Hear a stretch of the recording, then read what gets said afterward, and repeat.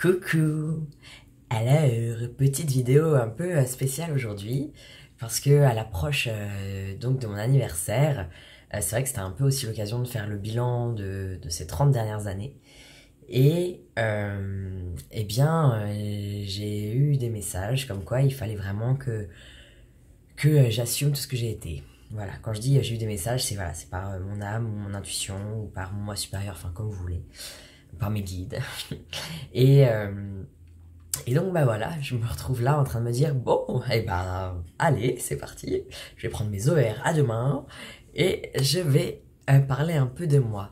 Et oui, parce qu'il y a une part de moi qui est dans l'ego, hein, qui est là, non mais je veux pas trop parler de mon passé parce que je veux garder l'image lisse de la jolie jeune fille qui est heureuse, qui est maintenant thérapeute, coach, etc. etc.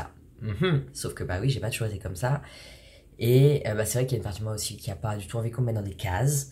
Euh, et j'ai eu des messages comme quoi il fallait vraiment que j'assume tout ce que j'ai été. Voilà, quand je dis j'ai eu des messages, c'est voilà, c'est par mon âme, ou mon intuition, ou par mon moi supérieur, enfin comme vous voulez, par mes guides. Et donc bah voilà, je me retrouve là en train de me dire bon, eh ben allez, c'est parti, je vais prendre mes OR à deux mains et je vais parler un peu de moi.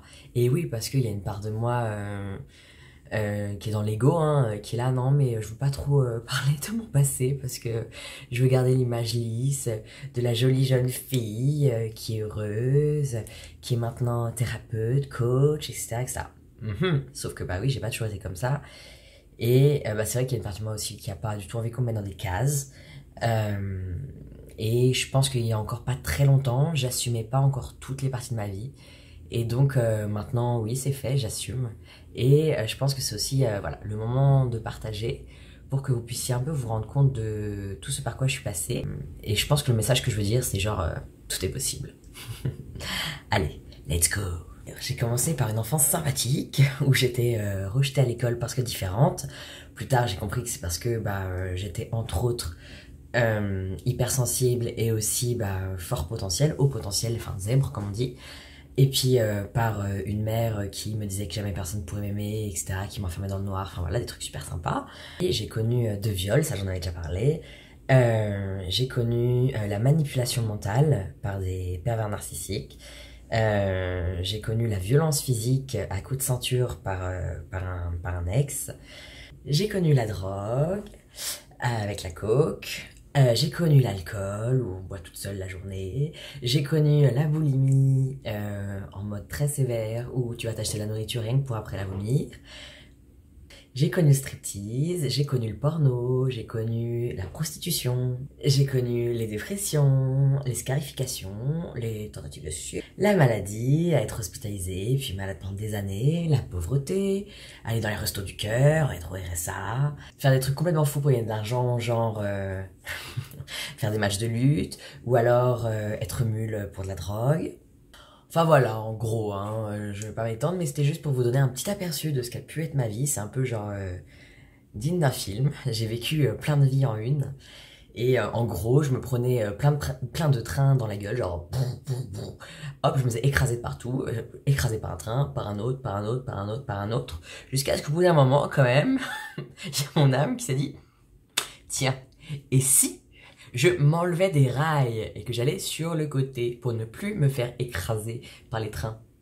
Et donc je suis partie des rails de la souffrance et de la victimisation. Et oui, et c'est là que j'ai repris le pouvoir de ma vie. Donc ça n'a pas été chose facile, hein, ça c'est clair.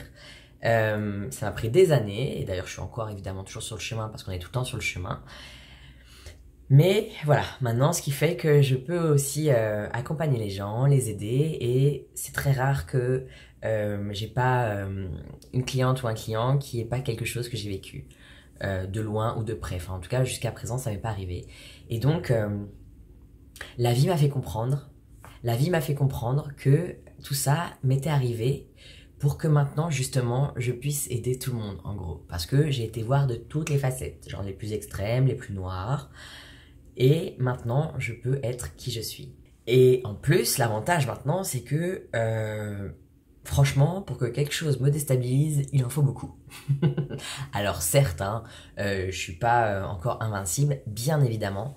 Et d'ailleurs aussi c'est parce que j'ai vécu tout ça que j'ai ce côté Xena la guerrière en moi, comme comme disait quelqu'un que je connais il y a pas longtemps, il me disait que je ressemblais à Xena la guerrière. Bah oui, parce qu'il a bien fallu que je prenne toutes ces armes.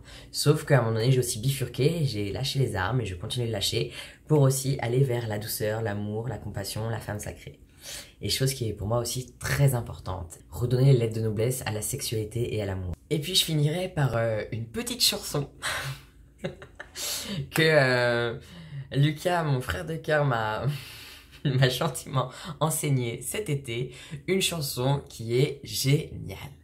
Attention. On s'en bat les couilles, on s'en bat les couilles, on s'en bat les couilles, on s'en bat les couilles, on s'en bat les couilles, on s'en bat les couilles, on s'en bat les couilles, on s'en bat les couilles, on s'en